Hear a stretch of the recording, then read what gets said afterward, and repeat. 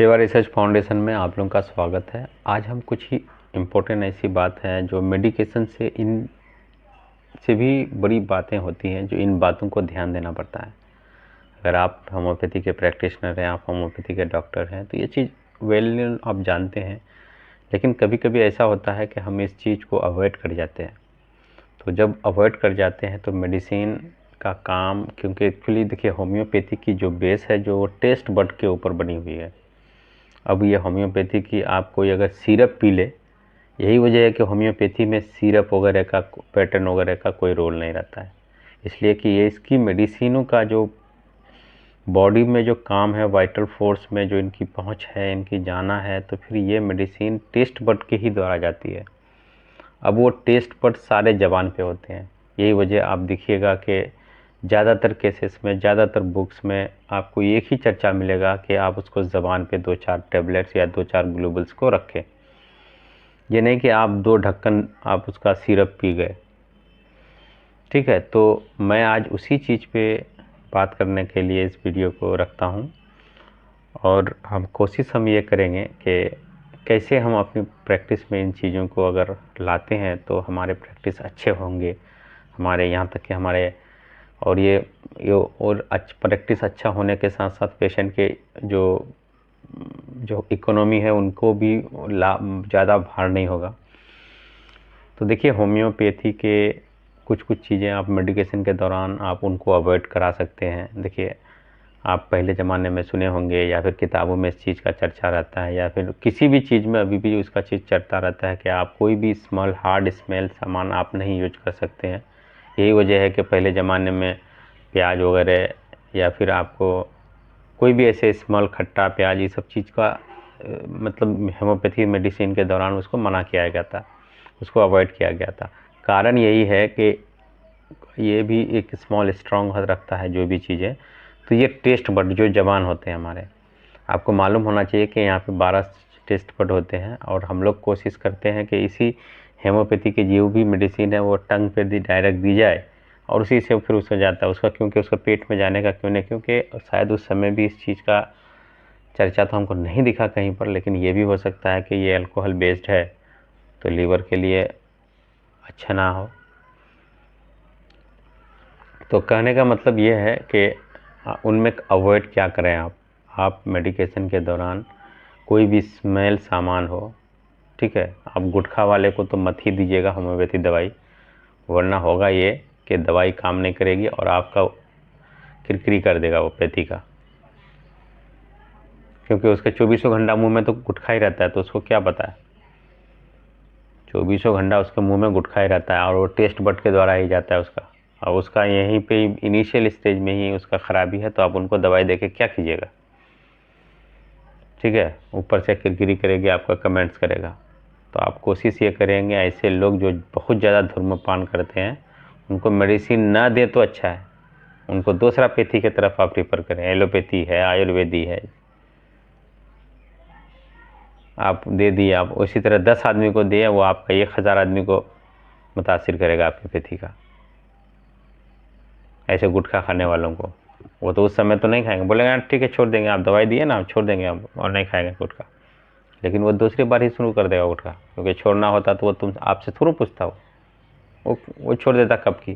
तो ऐसे लोगों को अवॉइड करें दवाई देने से, है ना। या फिर मामूली सा उनको जो है ना एक नक्स भूमिका देके छोड़ दे, चाहे कोई भी बीमारी लेके आए हो, आपको उसके पीछे इतनी दिमाग लगाने की ज़रूरत नहीं है, वरना वो स्वस्थ होता तो गुटखा नहीं खाता हो। ठीक है, वो अगर स्वस्थ है तो फिर गुटखा खा रहा है वो, इसका मतलब उसको कोई बीमारी नहीं है, तो आप उसको मामूली सा नक्स भूमिका वगैरह दे करके छोड़ दे सकते हैं कि चाहिए आप इसी को खाते रहिए, नहीं हो तो दूसरे डॉक्टर दिखा लीजिएगा। क्योंकि देखिए होम्योपैथी, हम आपको पहले भी बता चुके हैं, होम्योपैथी के लिए बहुत सारा मैनेजमेंट होता है कि आप ट्रीटमेंट से अच्छा, सबसे अच्छा है मैनेजमेंट। आप ट्रीटमेंट भले आप अच्छे मेडिकल हैं, आप अच्छे लाइनर हैं, आप अच्छे प्रैक्टिशनर हैं, लेकिन आपका मैनेजमेंट भी होना चाहिए ना। आप यूरिक एसिड के केस को देख रहे हैं, आप रोमाटिज्म के केस को देख रहे हैं, आप डायबिटीज़ के केसेस को देख रहे हैं, आपके पास क्या मैनेजमेंट है। मैनेजमेंट भी बहुत ज़रूरी है ना। आप सब कुछ एक तरफ से खा रहे हैं, कोई टेंशन नहीं है, कुछ भी नहीं है, किसी में यूरिक एसिड हाई है, किसी में ये, किसी फूड्स में ये है, उसको अवॉइड आप नहीं किए, तो आप क्या कीजिए, आपकी दवाई में है इतना कमाल। अरे सारे दवाइयों के दौरान यही तो कहा जाता है। कुछ कुछ आपको यूरिक एसिड है तो आपको टमाटर बंद किया जाएगा, आपको मतलब कुछ ऐसे चीज़ें हैं, दाल वगैरह के प्रोडक्ट वगैरह जो है वो सब बंद किया जाएगा। लेकिन आप अगर उसी को खाते रहें मेडिकेशन के दौरान तो फिर आपका मेडिसिन काम नहीं करेगा ना। कितना पावर है मेडिसिनों में, इतना तो पावर नहीं है कि आपका 10 से यूरिक एसिड सीधा 5 ला दे। तो कुछ कुछ चीज़ें अवॉइड भी करना पड़ेगा। अब रहा मीट मछली का सवाल। मीट मछली, देखिए मीट मछली आप ले सकते हैं। आपको यूरिक एसिड है तो आप अवॉइड करें, आपको रोमाटिज्म है, आपको डायबिटीज़ है तो आप ले सकते हैं। ये नहीं कि आप लें तो हफ्ते में एक बार, वो फिर 1-2 पीस है ना। मछली 1 पीस तो है ही है, मछली तो बहुत अच्छा है। मछली आप खाइए तो बहुत अच्छा है सेहत के लिए, अच्छा प्रोटीन है उसमें। एक पीस से ही लोग सफिशिएंट हो जाते हैं। कुछ कुछ लोग हैं 2 पीस ले लेते हैं, लेकिन ज़्यादातर केसेस उसका यही होता है कि मछली में 1-2 पीस ही सफिशिएंट होता है। तो अच्छी है सेहत के लिए, खा सकते हैं आप। हाँ, लेकिन होम्योपैथी में आपको सिर्फ 2 चीज़ों का ध्यान रखना चाहिए। ऐसे लोग जिनके टेस्ट बड हमेशा बिजी रहते हैं, वो गुटखा में हो, पान में हो, ठीक है, या कोई और चीज़ में हो, ऐसे लोगों को मेडिसिन ना दें, उनको अवॉइड करें या फिर उसको वैसी चीज़ों से वैसा नशा छुड़वाएं, ठीक है, उसके बाद मेडिसिन दें। क्योंकि ये सारी मेडिसिन, क्योंकि हम लोग का कोई सिरप नहीं होता, मैं आपको बता रहा हूँ, हम लोग का कोई टेबलेट नहीं होता है, कोई सिरप नहीं होता है, एक टेबलेट के अलावा जो बायोकेमिक के हैं। बाकी सारे मेडिसिनों का हमारा जितना भी बुक्स है सब में चर्चा है ज़बान पे रखने का, यानी टेस्ट बड, ज़बान में जो टेस्ट बड होता है उसके अंदर रखने का।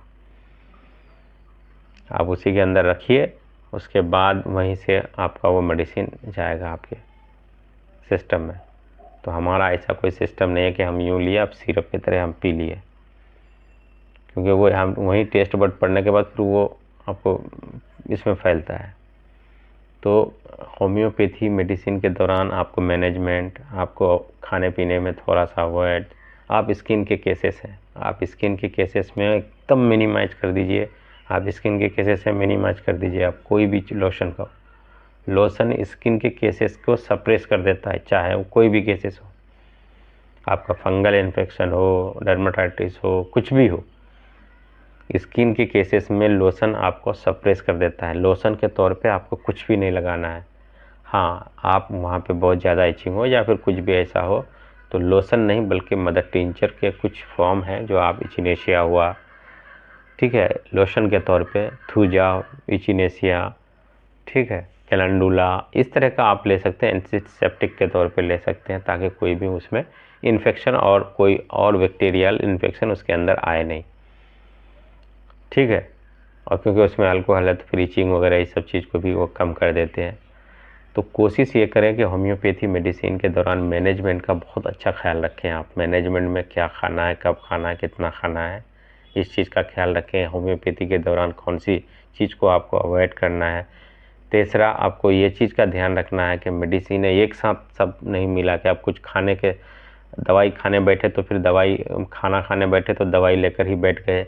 इन चीज़ों को अवॉइड करना है। दवाई हमेशा खाने से 1 घंटा पहले हो या 1 घंटा के बाद हो। इसीलिए हम कहते हैं कि आप दवाई को मिनिमाइज़ किए। किसी भी डॉक्टर होम्योपैथी के एट ए टाइम 3 से ज़्यादा मेडिसिनों का प्रिस्क्राइब नहीं करें किसी भी केसेस के। और कुछ कुछ केसेस हैं जहाँ मतलब मरीज आपके क्लिनिक में विज़िट नहीं करता है, तो वहाँ पर आप सिंगल डोज के तौर पर दे सकते हैं। लेकिन रेगुलर 1, 2 या 3 मेडिसिन, हाईएस्ट 3 मेडिसिन बहुत बड़ी हो गई, 1-2 मेडिसिन से ज़्यादा रेगुलर कोई भी मेडिसिन का प्रिस्क्राइब ना करें, ठीक है, क्योंकि मेडिसिन बॉडी में जाएगी तो फिर उनको काम करने का टाइम भी चाहिए। तो ये था आज का होम्योपैथी और उसके मैनेजमेंट। थैंक यू, धन्यवाद।